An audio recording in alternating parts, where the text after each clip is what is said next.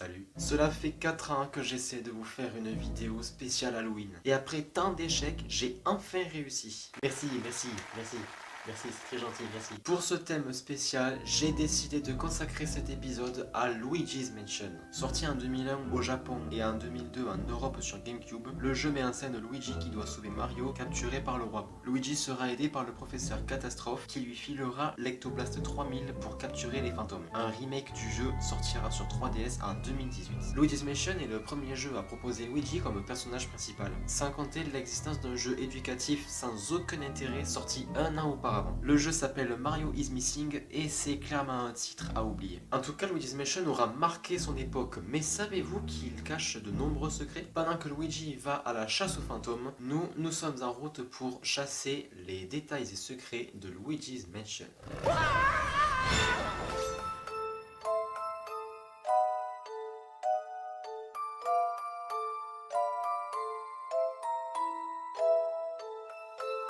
Si Luigi's Mansion a marqué l'époque de sa console, il n'oublie pas pour autant ceux qui l'ont précédé. C'est pourquoi au début du jeu, on peut voir un fantôme lire un livre nommé Mario Story. Il s'agit de l'histoire qui nous est racontée dans Paper Mario 64, sorti un an plus tôt, soit le 11 août 2000. Et tant qu'on est dans les anciens jeux, ça va même encore plus loin car quand vous faites face au fantôme Melody, elle vous jouera du piano avant de lancer le combat. Une bonne façon de te dire que tu vas mourir. Ce moment n'est pas sans intérêt puisqu'elle joue des musiques d'anciens jeux que vous devrez reconnaître pour la vaincre. Les musiques en question sont Super Mario Bros, Super Mario 3D World et Super Mario Bros 3. Mais c'est super!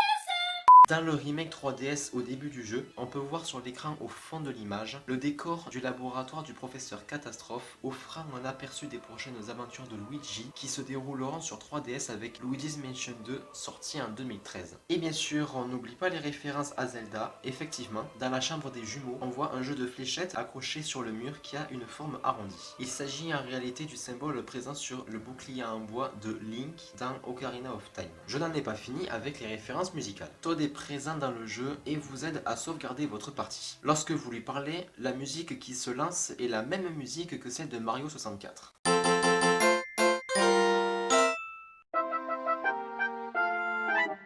Dans les options du jeu sur GameCube, on peut entendre une petite musique si on attend un moment sans rien faire.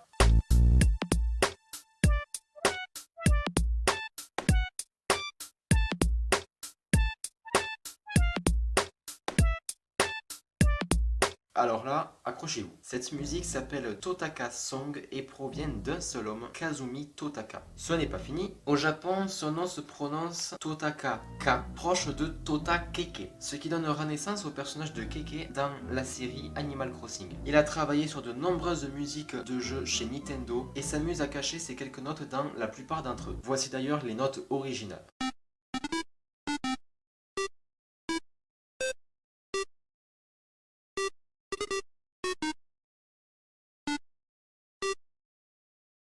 Ces notes sont également présentes dans d'autres séries comme Mario Kart, Zelda, Animal Crossing ou encore Pikmin. Après les musiques viennent les noms des personnages et en particulier les bouts. Eux aussi sont mis à valeur car avant Luigi's Mansion, ils n'avaient pas vraiment d'importance dans l'univers Mario. Et ça, les petits gars de chez Nintendo l'ont bien compris et ont décidé de marquer le coup en leur donnant des noms à base de jeux de mots et pour beaucoup référencés. Alors évidemment, je vais pas tous les citer parce qu'il y en a...